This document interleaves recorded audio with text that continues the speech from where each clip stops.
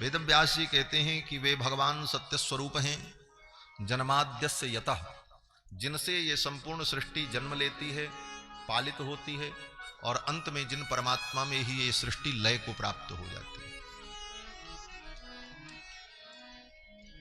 कैसे? बोले जैसे सोने की अंगूठी हो, तो सोने की अंगूठी बनने के पहले कहां थी? अगर ये कोई प्रश्न करे, समझना कि सोने की अंगूठी बनने के पहले कहां थी, तो क्या जवाब होगा? यही होगा कि वो थी लेकिन सोने के रूप में थी। सोना तो था ही जिस सोने से अंगूठी बनी। अंगूठी नहीं थी, लेकिन जो सोना अंगूठी बना, अंगूठी कोई अलग वस्तु तो थी नहीं, सोने को ही अंगूठी के आकार में ढाल दिया गया, बना दिया गया, तो नाम पड़ गया अंगूठी। तो जब अंगूठी नहीं थी तब क्या था? बोले तो सोना था। तब अंगूठी कहां थी? बोले अंगूठी प्रकट नहीं थी, लेकिन उस सोने के अंदर थी, तभी तो उस सोने से वो अंगूठी बन गई। बोले बाद में वो अंगूठी टूट गई, नष्ट हो गई, कहां चली गई? बोले कहीं नहीं चली गई, जो उससे बनी थी वो सोना तब भी था। तो आदि में भी वही था, मध्य में भी वही था, अंत में भी वही था। बीच में अंगूठी आई, लेकिन वो अंगूठी केवल आकृति मात्र थी, वो अनित्य थी, सोना नित्य था। उसी प्रकार भगवान ही परम तत्व, नित्य तत्व हैं, वही संसार के रूप में प्रकट होते हैं, विविध संसार के रूप में दिखते हैं, और प्रलय काल में ये सब कुछ भगवान में ही लय को प्राप्त हो जाता है। आनंदाध्येव खल्यमानि भूतानि जायन्ते, उन्हीं आनंद से ये सारा संसार उत्पन्न होता है। आनंदाध्येव खल्यमानि भूतानि जायन्ते, आनंदेन जातानि जीवंती, उन्हीं आनंद परमात्मा से ये सारा संसार जीवित है, चलायमान है, सब कुछ हो रहा है, और अंत में उन्हीं में लय को प्राप्त हो जाता है। वे भगवान परम तत्व, सत्य स्वरूप, जिनसे संपूर्ण सृष्टि उत्पन्न हुई। और अर्थे स्वविज्ञः, जो सर्वज्ञ हैं, जो सब कुछ जानते हैं। यह सर्वज्ञ सर्वविद, जो भगवान स्वराट हैं, स्वयमेव राजते इति स्वराट, जिनको किसी दूसरे प्रकाश की अपेक्षा नहीं है, अपने प्रकाश से स्वयं प्रकाशित हैं, वे भगवान। क्यों? बोले वो प्रकाश स्वरूप है। भगवान को प्रकाशित होने के लिए किसी प्रकाश की जरूरत नहीं पड़ती, इसीलिए भगवान का एक नाम है स्वराट। जैसे आपके अंधेरी कोठरी में कोई कमरा हो, खूब अंधेरा हो, उस अंधेरे में सारी वस्तुएं रखी हैं, किताब रखी है, कलम रखी है, और भी अनेक वस्तुएं रखी हैं, लेकिन कोई वस्तु दिखाई नहीं पड़ रही, क्योंकि अंधेरा। और आपने स्विच दबाया, बल्ब जल गया, अब उस प्रकाश में जितनी वस्तुएं वहां थी सब प्रकाशित होने लगी, सब दिखने लगी। अब कोई प्रश्न करे कि जब उस कमरे में हम घुसे तो सारी वस्तुएं नहीं दिख रही थी, लेकिन वो जो बल्ब था वो भी नहीं दिख रहा था, लेकिन बल्ब के जलने पर सारी वस्तुएं दिखने लगी, और वो बल्ब भी दिखने लगा। तो बल्ब किसके प्रकाश से दिख रहा है? बोले बल्ब के प्रकाश से सारी वस्तुएं प्रकाशित हो गईं, लेकिन बल्ब को दिखने के लिए किसी दूसरे प्रकाश की जरूरत नहीं पड़ी, वो बल्ब अपने ही प्रकाश से प्रकाशित हो गए। स्वयं प्रकाशित होते हुए पर वस्तुओं को, भिन्न वस्तुओं को भी जो प्रकाशित कर दे, उसको कहते हैं स्वप्रकाश। तो प्रकाश तत्व की यही विशेषता होती है, इसीलिए भगवान को ज्योतिष स्वरूप, प्रकाश स्वरूप माना जाता है। वेद में एक विद्या है ज्योतिर्विद्या, उस विद्या का नाम ही। तो भगवान ज्योतिष स्वरूप हैं, प्रकाश स्वरूप हैं, क्योंकि प्रकाश का यही धर्म होता है। प्रकाश सबको प्रकाशित करता है, लेकिन स्वयं को प्रकाशित करने के लिए उसको किसी दूसरे प्रकाश की जरूरत नहीं होती, इसीलिए भगवान का नाम स्वराट है। ऐसे भगवान जो सत्य स्वरूप हैं, तेजो वार मृदाम यथा विनिमयो यत्र त्रिसर्गो मृषा, जिन भगवान के प्रभाव से ही ये संसार असत्य होते हुए भी सत्य के समान प्रतीत होता है, अथवा यह संसार यत्र त्रिसर्गो मृषा तेजो वार मृदाम यथा विनिमयः, ये संसार जो है, जो सत्य के समान प्रतीत हो रहा है, ये भगवान की ही सत्ता से सत्य के समान प्रतीत हो रहा है। ऐसे भगवान जो अपने प्रकाश से स्वयं प्रकाशित हैं, जिन्होंने अपने प्रकाश के द्वारा समस्त अंधकार को नष्ट कर दिया, ऐसे भगवान सत्य स्वरूप परमात्मा को हम प्रणाम करते हैं, उनका ध्यान करते हैं। सत्यम परम धीमहि, एक श्लोक में भगवान का ध्यान किया। फिर दूसरे श्लोक में वही बात कही जो मैंने पहले बताई कि इस भागवत में कपट रहित धर्म का वर्णन किया, परमहंस जिस धर्म का अनुष्ठान करते हैं उस धर्म का निरूपण किया। वास्तविक वस्तु का बोध इस ग्रंथ के द्वारा होता है और 3 प्रकार के ताप का नाश होता है। और फिर एक श्लोक में भागवत जी की महिमा कही, निगम कल्प तरोर गलितम, और फिर नैमिषारण्य के सूत सौनक संवाद से कथा प्रारंभ हो जाती है।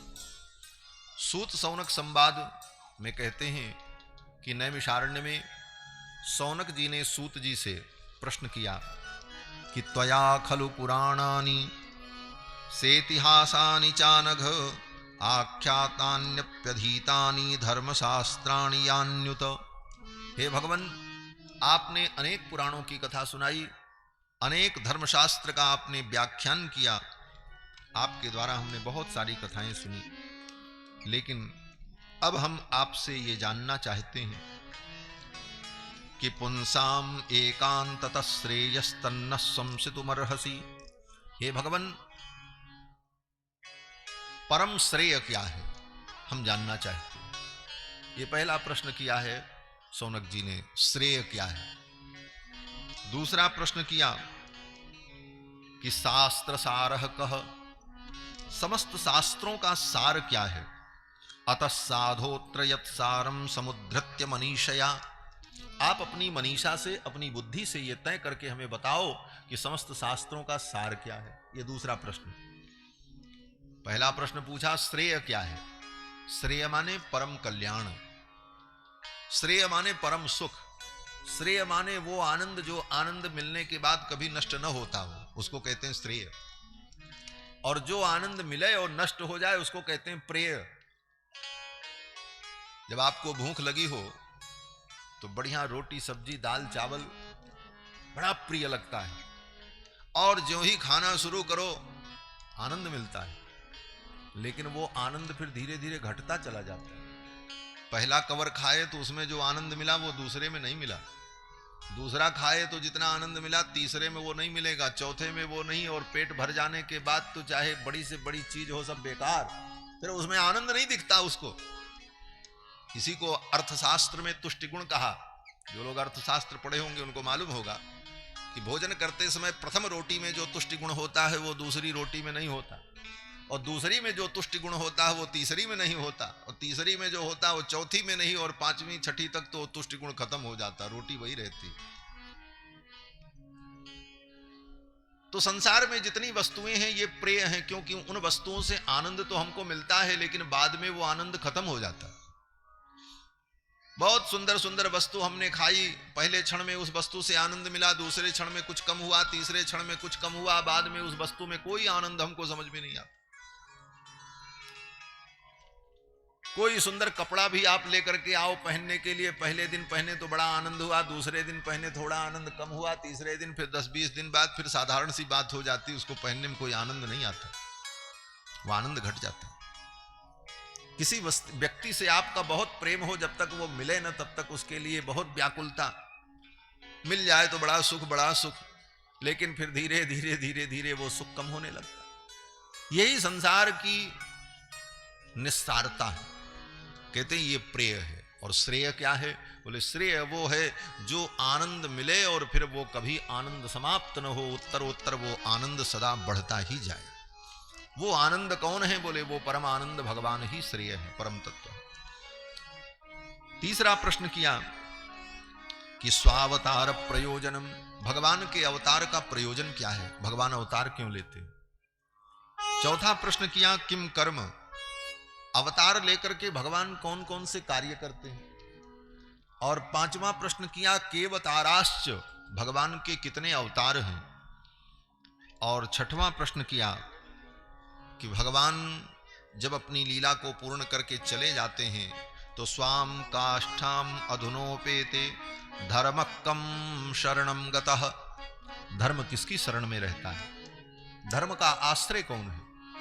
इन 6 प्रश्नों के करने पर, इन 6 प्रश्नों के उत्तर में ही सूत जी ने शौनकादि मुनियों को कथा सुनाना प्रारंभ किया।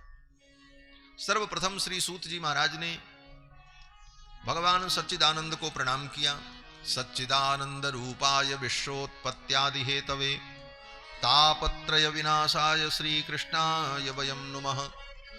भगवान सच्चिदानंद को, कृष्ण भगवान को प्रणाम किया, गुरु जी को प्रणाम किया, अपने गुरु श्री सुखदेव जी को, और फिर नारायण को प्रणाम करके, नर को प्रणाम करके, नारायणं नमस्कृत्य नरं चैव नरोत्तमं देवीं सरस्वतीं व्यासं ततो जयमुदीरयेत्। भगवान नारायण को, नर को, देवी सरस्वती को प्रणाम करके, व्यास जी को प्रणाम करके कथा प्रारंभ की। यही नियम है। कहते हैं नारायणं नमस्कृत्य, नारायण को प्रणाम करके, नरम चैव नरोत्तमम, नर को प्रणाम करके, देवीं सरस्वतीं व्यासम, देवी सरस्वती को और व्यास जी को प्रणाम करके, ततो जय मुदीरये, उसके बाद जय का वर्णन करना चाहिए। जय माने क्या? बोले जय माने महाभारत और 18 पुराण। महाभारत और 18 पुराण का एक नाम है जय। तो भगवान नर नारायण को, देवी सरस्वती को और व्यास को प्रणाम करके ही महाभारत और 18 पुराण की कथा प्रारंभ करनी चाहिए। नारायणं नमस्कृत्य नरं चैव नरोत्तमं देवीं सरस्वतीं व्यासं ततो जयमुदीरयेत्। और फिर श्री सूत जी महाराज कहते हैं कि मुनयः साधु पृष्टोहम भवद्भिर्लोकमंगलम। हे महात्माओं, हे मुनियों, आपने बहुत सुंदर प्रश्न किया है। देखो, श्रोता का प्रश्न इतना अद्भुत होना चाहिए कि उसके प्रश्न से वक्ता के हृदय में आनंद की लहर उमड़ पड़े। फिर वक्ता के मुख से जो भगवान की कथा निकलेगी, वो कथा महाराज आपको सराबोर कर दे। लेकिन श्रोता ही ऐसा नीरस और अरसिक हो और व्यर्थ के प्रश्न करे, जिस प्रश्न का कोई मतलब न हो, तो वक्ता के हृदय में अगर कथा भी आती होगी तो वो अथा गायब हो जाएगी। सौनक जी ने इतना सुंदर प्रश्न किया कि महाराज सूत जी प्रसन्न हो गए। सूत जी ने कहा, मुनयः साधु पृष्टोहम भवद्भिर्लोकमंगलम। आपने बहुत सुंदर प्रश्न किया है और इस प्रश्न के उत्तर से सारे लोक का मंगल होगा, सारे विश्व का मंगल होगा। यत् कृतः कृष्ण संप्रश्नो येनात्मा सुप्रसीदति। इस प्रश्न की विशेषता क्या है? क्यों यह प्रश्न बहुत बढ़िया है? तो सूत जी कहते हैं, यत् कृतः कृष्ण संप्रश्नो। प्रश्न किया तो, लेकिन प्रश्न भी किसके संदर्भ में? बोले कृष्ण के संदर्भ में किया। कोई प्रश्न करे बेवकूफ आदमी कथा में आकर के कि महाराज ये बताओ आपकी कौन सा मंत्र जप करें तो हमको खूब धन मिल जाए। कोई प्रश्न करे, महाराज कोई ऐसा मंत्र बताओ कि मेरे बेटे का ब्याह हो जाए। ले, ये पागलपन वाला प्रश्न साधु महात्माओं से करना ही नहीं चाहिए। ये सब प्रश्नों का उत्तर तो तुम्हारे अपने पुरुषार्थ से ही सिद्ध हो जाए। संसार का काम संसार से ही चलता है। संसार के इन कामों के लिए महात्मा और संत और भगवान की जरूरत नहीं, वो तो तुम अपनी बुद्धि विवेक से करते रहो। संत महात्माओं से तो ये प्रश्न करो, कृष्ण कौन है? भगवान कौन है? भगवान की महिमा क्या है? भगवान की भक्ति क्यों करनी चाहिए? भगवान का स्वरूप क्या है? भगवान की लीलाएं क्या हैं? भगवान के संदर्भ में जब प्रश्न होता है तो उस प्रश्न से वक्ता के हृदय में आनंद की वृद्धि हो जाती है। सूत जी कहते हैं, यत् कृतः कृष्ण संप्रश्नो। आपने प्रश्न किया है भगवान कृष्ण के विषय में, इसलिए मैं प्रसन्न हूं। येन आत्मा सुप्रसीदति। इस प्रश्न से क्या होगा? बोले प्रश्न करने वाले की आत्मा भी दिव्य हो जाएगी, प्रसन्न हो जाएगी, और प्रश्न का उत्तर देने वाला भी कृतार्थ हो जाएगा। येन आत्मा सुप्रसीदति। सूत जी कहते हैं, हे मुनियों, सवई पुंसाम परो धर्मो यतो भक्तिरधोक्षजे। अब तुम अपने पहले प्रश्न का उत्तर सुन लो। पहला प्रश्न क्या किया था? सब भूल गए। 6 प्रश्न किया था, उनमें पहला प्रश्न क्या था? किम श्रेयः, परम श्रेय क्या है? और श्रेय की परिभाषा बताई कि जो आनंद कभी नष्ट न हो, जो सदा बना रहे, जो सुख कभी नष्ट न हो, उसको कहते हैं श्रेय। ये पहला प्रश्न। तो श्रेय क्या है, श्रेय की प्राप्ति कैसे होती है? तो सूत जी महाराज कहते हैं कि सवई पुंसाम परो धर्मो यतो भक्तिरधोक्षजे। पुरुष का, जीव का परम धर्म है कि भगवान अधोक्षज के चरणों में वो भक्ति करे, प्रेम करे। यही श्रेय को प्रदान करने वाला है। अधोक्षज कौन? बोले अधोक्षज माने भगवान श्री कृष्ण, जो अक्ष के अधः में माने नीचे विराजमान है, इसलिए भगवान का नाम, एक नाम है अधोक्षज। अक्ष माने बैलगाड़ी, और बैलगाड़ी के नीचे मैया यशोदा ने कन्हैया को सुला दिया था, तभी सकटासुर आया था, इसलिए भगवान का एक नाम अधोक्षज है।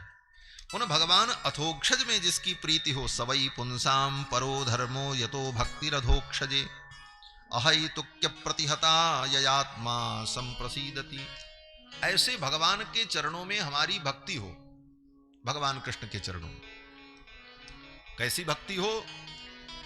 बोले अहैतुक्य, अहैतुक भक्ति, जिसमें कोई स्वार्थ न हो। इसलिए भक्ति न हो कि महाराज हम आपकी भक्ति कर रहे हैं तो हमारा ये काम बन जाए, वो काम बन जाए, ना ना। सहज बिना स्वार्थ की भक्ति भगवान के चरणों में जो हो, अहेतुकी भक्ति, उस भक्ति का परिणाम क्या होगा? बोले भक्ति का मतलब प्रेम, भगवान के चरणों में हेतु रहित प्रेम, बिना कारण के प्रेम करना, यही हमारा आपका परम धर्म है। मनुष्य का, जीव मात्र का यही परम धर्म है कि बिना स्वार्थ के, बिना कारण के भगवान के चरणों में प्रेम करो। और अगर वो प्रेम, वो भक्ति आपकी भगवान के चरणों में है तो उसका फल क्या होगा? तो कहते हैं वासुदेवे भगवती भक्ति योग प्रयोजितः। तुम्हारे अंदर जो प्रेम है, प्रेम करना आत्मा का सहज स्वभाव है। हाँ, प्रेम कहीं से सीखा नहीं जाता। प्रेम करना आत्मा का सहज स्वभाव है। जन्म से ही हम प्रेम करते हैं, दूसरा काम करते नहीं। अंतर यही होता है कि हम भिन्न भिन्न वस्तुओं से प्रेम करते हैं। बच्चा जब छोटा होता है तो उसे दूध से प्रेम है, खाने पीने की वस्तुओं से प्रेम है, माँ से प्रेम है, उनको छोड़ता नहीं, उन्हीं के पास। बड़ा होने पर अन्य अन्य वस्तुओं में उसका प्रेम। मनुष्य तो जीवन में जीव केवल प्रेम ही करता है, दूसरा कोई काम करता ही नहीं। यथार्थ यही है। ये सब बड़ा सूक्ष्म विवेचन है सब शास्त्रों में। जीवन में मनुष्य केवल प्रेम करता है और अलग अलग वस्तुओं से, अलग अलग व्यक्तियों से, अलग अलग चीजों से उसका प्रेम होता रहता है। ये प्रेम की धारा चलती रहती है, लेकिन जिससे वो प्रेम करता है वो सब प्रेम उसका टूटता जाता है, क्योंकि वो वस्तुएं नाशवान है। वेद व्यास जी कहते हैं प्रेम करना तुम्हारा स्वभाव है, लेकिन निस्वार्थ प्रेम।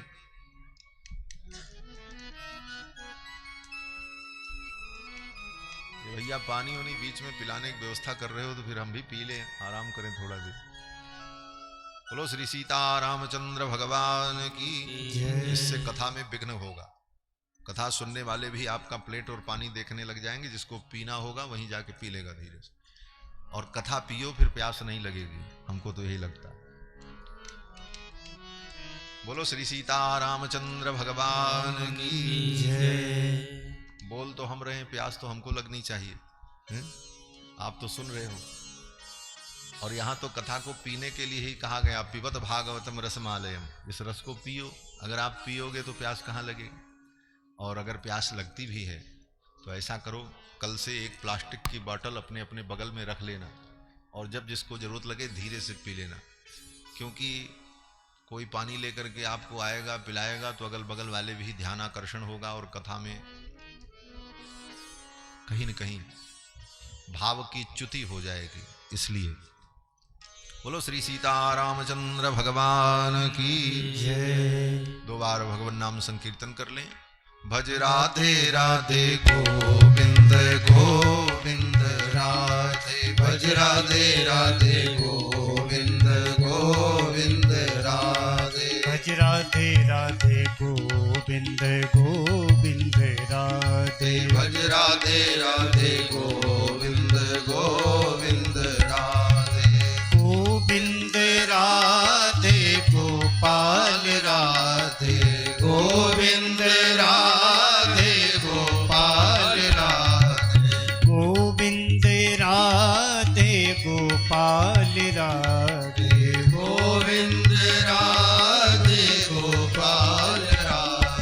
भज राधे राधे गोविंद गोविंद राधे भज राधे राधे गोविंद गोविंद राधे भज राधे राधे गोविंद गोविंद राधे भज राधे राधे गोविंद गोविंद राधे गोविंद राधे गोपाल राधे गोविंद राधे गोपाल राधे गोविंद राधे गोपाल राधे गोविंद राधे गोपाल राधे भज राधे राधे गोविंद गोविंद राधे भज राधे राधे गोविंद गोविंद राधे भज राधे राधे गोविंद गोविंद राधे भज राधे राधे गोविंद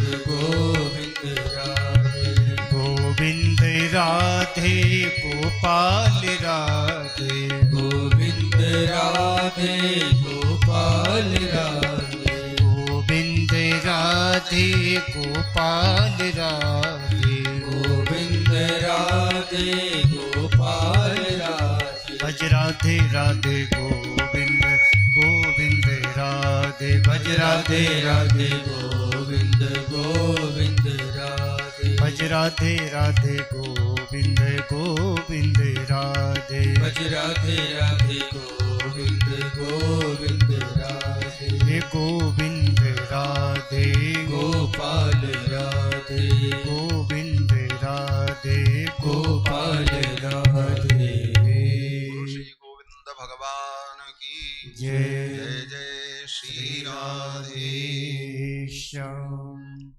मैं निवेदन कर रहा था श्रेय क्या है, तो कहते हैं कृष्ण भक्ति परम श्रेय। भगवान श्री कृष्ण के चरणों की भक्ति ही श्रेय है, वही परम तत्व, वही परम श्रेय है। और वो भक्ति, वो प्रेम भगवान के चरणों में हो, अपनी उस प्रेम की धारा को भगवान के चरणों में जोड़ दो। संसार से जो प्रेम है उसको भगवान में लगाओ। सूत जी कहते हैं वासुदेवे भगवती भक्ति योग प्रयोजिता।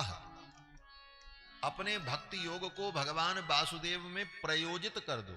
प्रयोजित का मतलब प्रकृष्ट रूपेण योजित, प्रकृष्ट रूप से माने अच्छे ढंग से उसमें जोड़ दो भगवान में। इसी बात को गोस्वामी तुलसीदास जी ने कहा। भगवान श्री राम कहते हैं जननी जनक बंधु सुत दारा तन धन भवन सुहृद परिवारा सबकी ममता ताग बटोरी मम पद मनहि बांध बर डोरी। जननी जनक बंधु सुत दारा, ये सर्वत्र जो हमारी ममता है वो ममता बटोर कर भगवान के चरणों में भक्ति योग प्रयोजिता। भगवान वासुदेव के चरणों में इसको हम जोड़ दें। वासुदेवे भगवती भक्ति योग प्रयोजिता। तो ये हमारा जो प्रेम है यही भक्ति है। और इस भक्ति को हम भगवान से जब जोड़ देंगे, एक बड़ा सुंदर भाव हमारे आचार्य चरण कहते थे, भक्ति प्रयोजिता भगवती। भगवान में इस भक्ति को जोड़ दो। जोड़ने का मतलब गठबंधन कर दो। बोले गठबंधन क्या होता? बोले जैसे ब्याह होता है, स्त्री का पुरुष से ब्याह होता कि नहीं होता? तो भक्ति क्या है? बोले भक्ति तो स्त्री है। और भगवान? बोले भगवान परम पुरुष है। अपनी भक्ति को भगवान से जोड़ दो, ब्याह कर दो, गठबंधन कर दो। वासुदेवे भगवती भक्ति योग प्रयोजिता। बोले जब गठबंधन हो गया, भक्ति को भगवान से जोड़ दिया, भक्ति का ब्याह कर दिया भगवान से, बोले अब क्या होगा? बोले ब्याह होने के बाद क्या होता है? बोले लड़के बच्चे होते हैं। बोले अब इसके लड़के बच्चे होंगे। बोले क्या लड़का होगा? तो कहते हैं संसार में जो ब्याह होता है तो ब्याह के 9 महीने बाद, 10 महीने बाद, साल भर बाद कहीं बालक बालिकाओं का जन्म होता है। लेकिन आपने अपनी भक्ति का भगवान से अगर विवाह कर दिया तो कहते हैं जनयत्याशु वैराग्यम ज्ञानम च यदहैतुकम। जनयत्याशु वैराग्यम ज्ञानम। ये भक्ति क्या करेगी? बोले आशु माने अति शीघ्र 2 पुत्रों को जन्म देगी। जनयति, 2 पुत्र कौन कौन पैदा होंगे? बोले एक का नाम ज्ञान, एक का नाम वैराग्य। ये भक्ति के 2 पुत्र हैं ना, जिनकी चर्चा अभी आई थी। तो भक्ति के पुत्र ज्ञान वैराग्य कब पैदा होंगे? बोले जब भगवान से उनका ब्याह हो जाएगा भक्ति का। जनयत्यासु वैराग्यम ज्ञानम च यद हेतुकम। और ये दो पुत्र कैसे होंगे? बोले महाराज बेटा बेटी पैदा होते हैं तो एक बेटा बेटी या तो माँ के ऊपर जाते हैं या तो बाप के ऊपर जाते हैं। बोले दो बेटा पैदा भये, कौन माँ के ऊपर गया कौन बाप के ऊपर गया? बोले बड़ा बेटा पैदा हुआ ज्ञान, वो भगवान के ऊपर गया। ज्ञान अखंड एक सीतावर। और वैराग्य, बोले वैराग्य जो है अपनी माँ के ऊपर गया। भक्ति क्या है? बोले वैराग्य पूर्णा, जिसको संसार में कहीं राग न हो, केवल भगवान में राग हो, वही तो भक्ति। इसलिए वही वैराग्य है। तो दो पुत्र पैदा हो जाएंगे, ज्ञान और वैराग्य। तो जीवन में हम अपनी प्रेम की धारा को भगवान से जोड़ें, और भगवान से ये धारा जुड़ गई, भक्ति जुड़ गई, तो दो पुत्र पैदा होंगे, ज्ञान और वैराग्य। और ज्ञान वैराग्य प्राप्त हो गया तो जीवन धन्य हो गया। यही भागवत का सार है, यही भागवत सुनने का फल है। कहते हैं कृष्ण भक्ति परम श्रेय। भगवान श्री कृष्ण के चरणों की भक्ति यही परम श्रेय है। शास्त्र सारश्च सैव ही। और दूसरा जो प्रश्न किया कि शास्त्र का सार क्या है, तो सारे शास्त्रों का सार है भगवान के चरणों की भक्ति। बस सब कुछ पढ़ने का फल, वेद पढ़ लो, उपनिषद पढ़ लो, रामायण पढ़ लो, गीता पढ़ लो, सब पढ़ लिख करके समझने के बाद अंत में करना क्या है? बोले भगवान के चरणों की भक्ति। सारे शास्त्र का सार यही है कि भगवान के चरणों की भक्ति करो। यही शास्त्र का सार। सारे शास्त्र यही कहते हैं कि तुम किसी न किसी प्रकार से